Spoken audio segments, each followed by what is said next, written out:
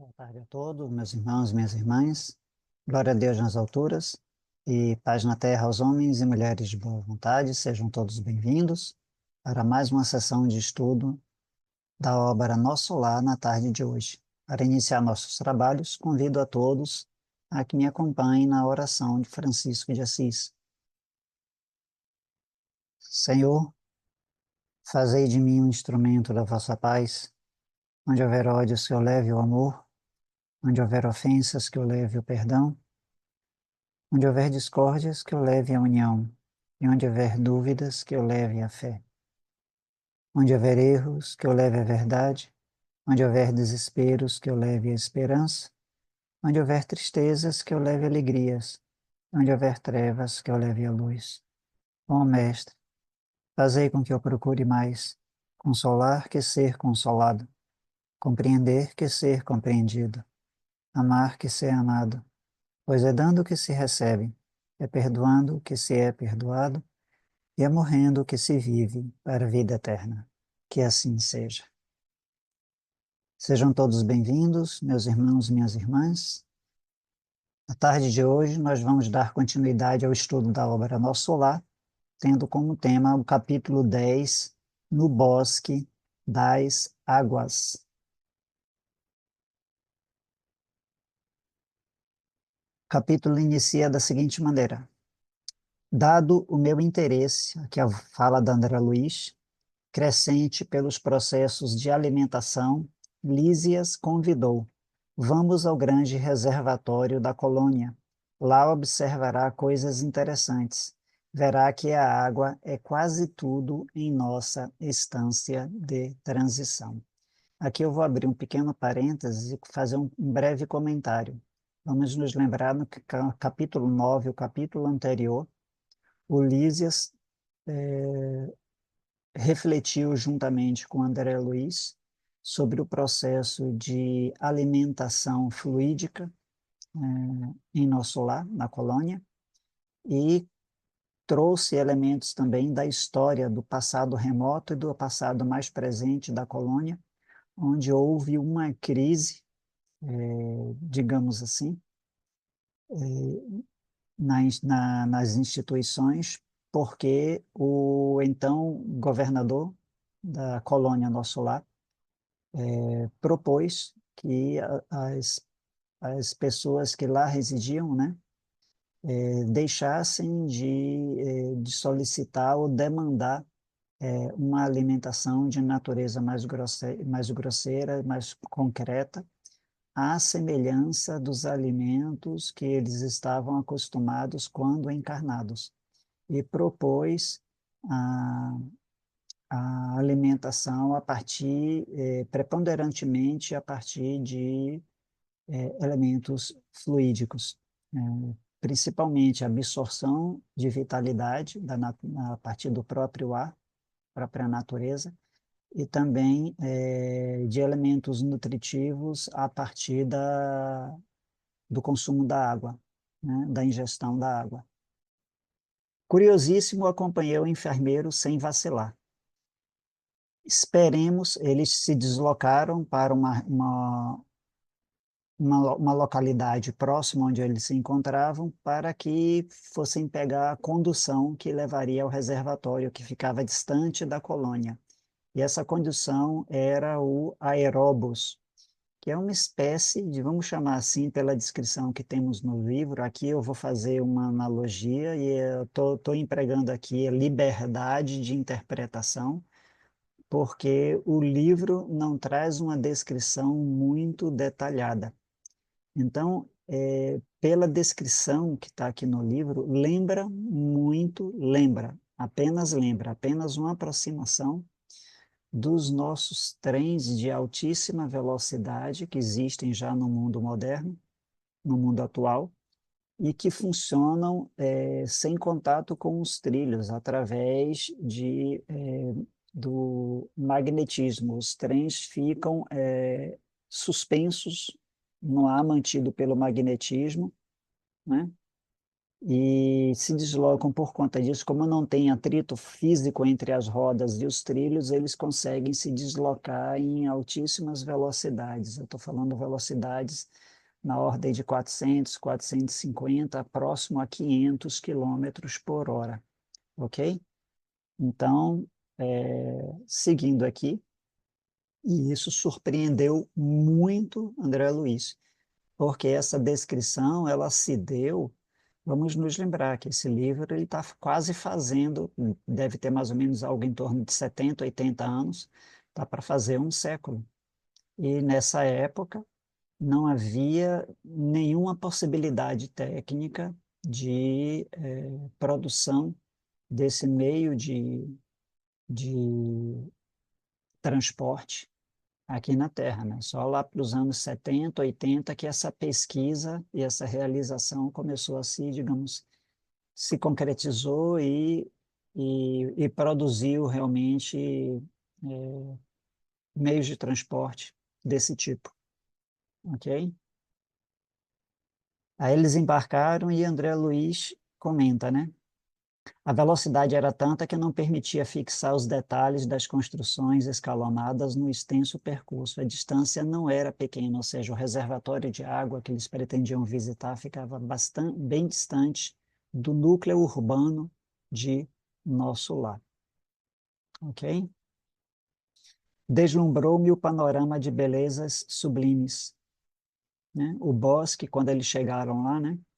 O bosque, em floração maravilhosa, embalsamava o vento fresco e com inebriante perfume. Ou seja, o panorama ali nas imediações do entorno do reservatório de água.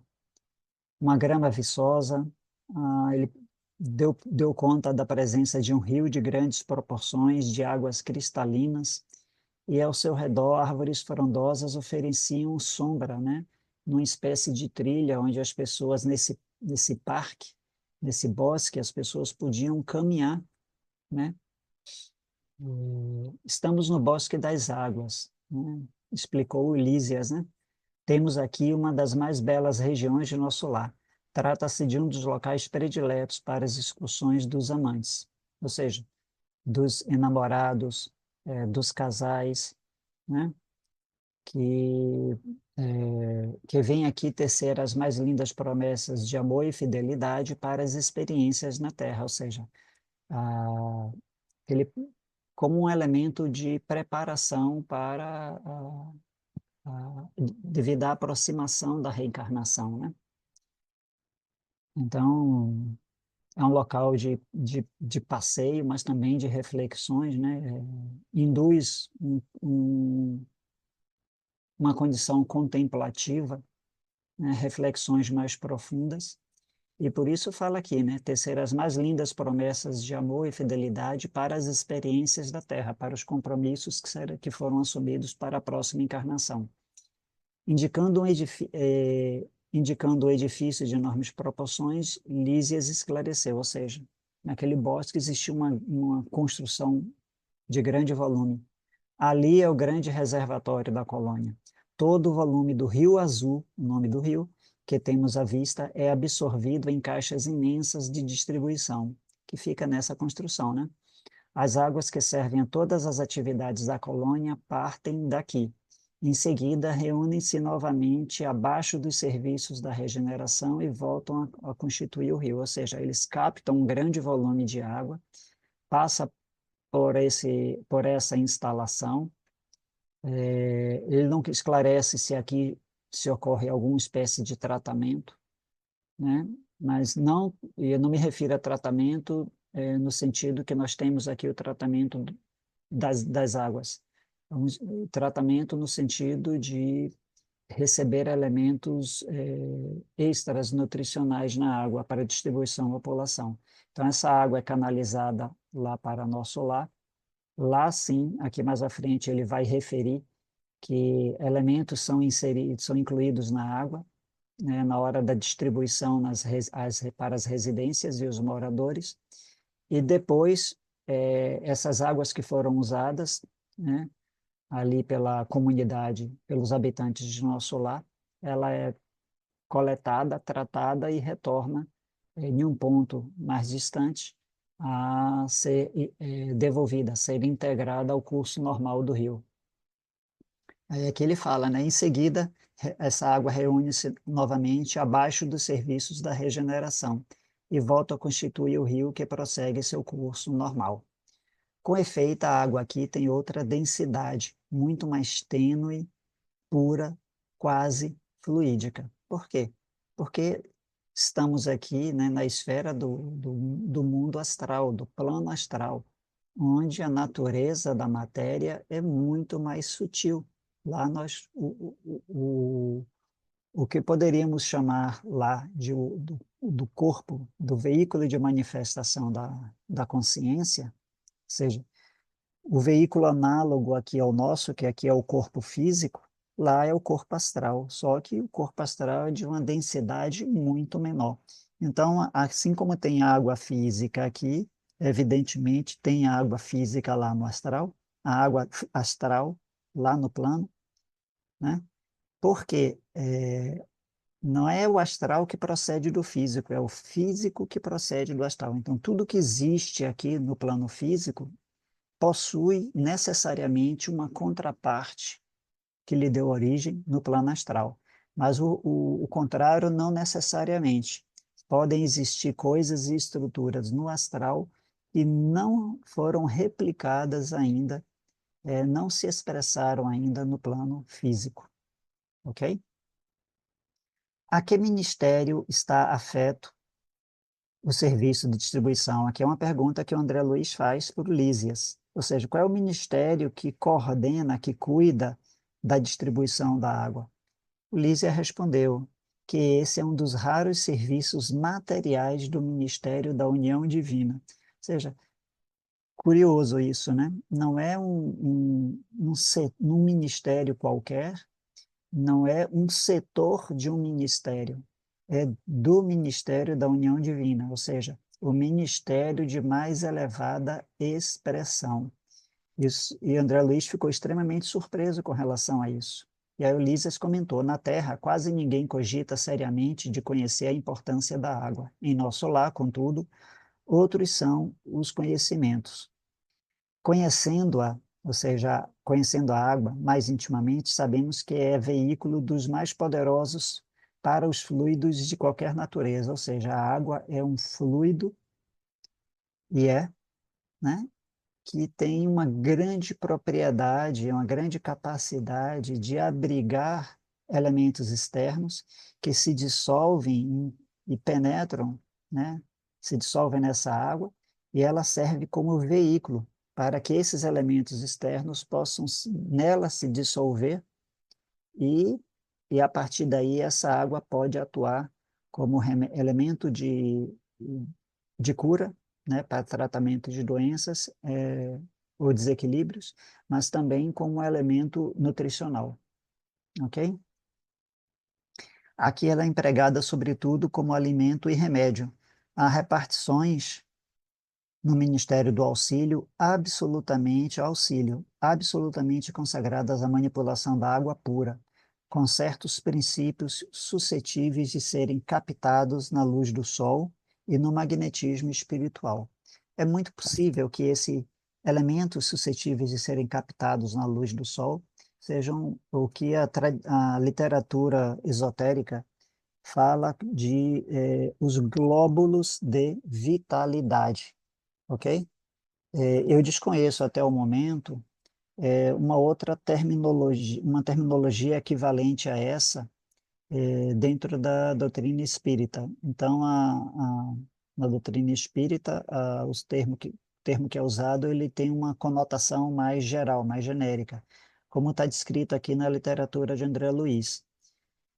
Princípios suscetíveis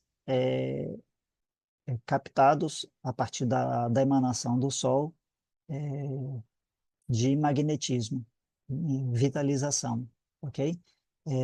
Magnetismo nesse sentido. São elementos vitalizantes que vão nutrir o duplo etérico consequentemente, o corpo físico do nosso corpo, né? Ou seja, a nossa aura. Só os ministros da união divina são detentores do maior padrão de espiritualidade superior entre nós, cabendo-lhes a magnetização geral das águas do Rio Azul. Então, por isso que esse serviço é coordenado pelo Ministério da União Divina, porque aqueles ministros que foram descritos em capítulos anteriores naquela cerimônia junto ao governador, são eles que se reservam no processo de magnetização das águas dos rios para que elas, antes de serem distribuídas para, entre aspas, utilização dos habitantes de nosso lar, elas já cheguem aos lares magnetizadas, ok? A fim de que sirvam todos os habitantes de nosso lar com a pureza imprescindível. Fazem eles o serviço inicial de limpeza, ok?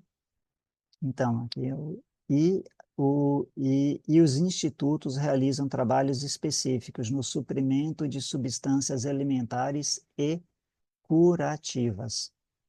Ok?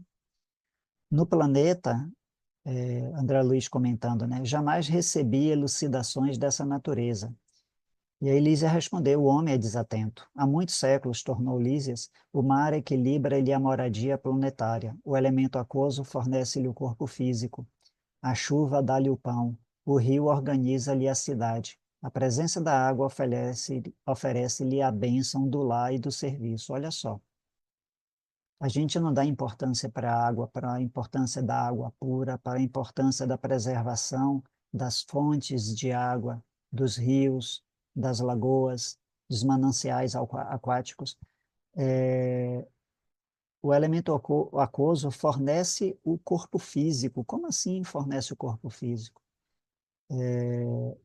Nosso corpo, o corpo humano, ele é 65, 70% água.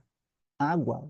Constituição do corpo físico é 60 a 65% água. E ele tem um percentual maior de líquidos, mas são outros líquidos. Aí vai para casa dos 80, 85% de líquido, mas o componente principal é a água, né? Porque tem outros líquidos. A chuva dá-lhe o pão, ou seja, a chuva é absolutamente imprescindível para qualquer produção de alimento, porque qualquer vegetação ela necessita da água para produzir o seu fruto, né?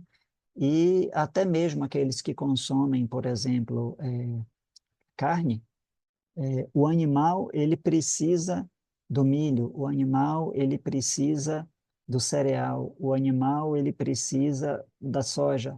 E tudo isso são vegetais que para serem produzidos precisam da água, ou seja, para você produzir a carne, né, você também antes para que o animal ganhe peso para produzir a carne em quantidade, ele precisa ser nutrido a partir das plantas que, que se crescem, se fortalecem a partir da água. Então, o rio organiza a cidade. Hoje em dia, talvez nem tanto, mas até um passado relativamente recente, todas as grandes cidades, elas só cresciam, elas só surgiam próximas a algum rio ou a um grande mar interno, uma grande lagoa, uma grande fonte de água. Todas as grandes civilizações do passado, todas elas só surgiram à margem de um grande rio, como, por exemplo, o Egito, o Rio Nilo, ou então em condição de contato direto com o mar, com o oceano. A Itália, o mar Mediterrâneo, a Grécia, o mar Mediterrâneo, toda a Europa cercada pelo mar Mediterrâneo por um lado e o Oceano Atlântico por outro. É o próprio Brasil, um país com uma das maiores costas litorâneas do mundo, certo? Todas as grandes principais, as cidades principais do Brasil, quase todas, né? Tem a exceção, por exemplo, de Brasília, mas praticamente as maiores cidades do Brasil são todas litorâneas, né? São Paulo fica um pouco recuado, mas tem várias fontes de água próximas, né? Então você tem Rio de Janeiro, você tem Salvador, você tem Recife, você tem Fortaleza. Manaus é uma cidade interna, mas fica à margem do rio Amazonas. Então, verá o tempo, contudo, em que a humanidade encarnada copiará nossos serviços, encarecendo a importância dessa dádiva do Senhor, ou seja, a, as fontes de água puras, né? A água no mundo, meu amigo, não somente carrega os resíduos dos corpos, né? Ou seja, o suor, as, os elementos, né? Como a água possibilita que o organismo possa excretar, possa retirar da sua, da sua configuração, né? Os resíduos, né? Do uso da água como elemento de exteriorização. Então, a água no mundo, meu amigo, não somente carrega os resíduos dos corpos, mas também as expressões da nossa vida mental. Será nociva nas mãos de pessoas perversas, útil nas mãos generosas, e quando em movimento, sua corrente não só espalhará bênçãos de vida, mas constituirá igualmente um veículo da providência divina, absorvendo amarguras, ódios e ansiedades dos homens, levando-lhes à casa material e purificando-lhes a atmosfera íntima. Então, aqui, para encerrar esse capítulo, né, vamos nos lembrar da água fluidificada, que é um elemento extremamente presente dentro das atividades das casas espíritas, onde princípios regenerativos e princípios de vitalidade são depositados pelos trabalhadores espirituais naquela pequena quantidade de água que os trabalhadores encarnados ingerem, e os videntes descrevem esse processo de colocação, né, inserção desses elementos nutricionais magnetizantes na água e o efeito que a ingestão dessa água magnetizada produz sobre o nosso corpo, né, sobre o nosso ser. Então, com isso, concluímos aqui o estudo da tarde de hoje. Agradecemos a atenção de vocês, agradecemos a presença de vocês, assim como agradecemos também a presença dos nossos irmãos e amigos espirituais, os nossos guias e mentores, os espíritos simpáticos, pela realização desse estudo na tarde de hoje, e que os méritos e as bênçãos produzidas a partir desse nosso estudo possam ser igualmente compartilhados e alcançar outras consciências, outros seres, trazendo-lhes igualmente a paz, a harmonia, o entendimento e a saúde integral. Glória a Deus nas alturas e paz na terra aos homens e mulheres de boa vontade. Uma boa tarde a todos, até o nosso próximo encontro, se Deus quiser.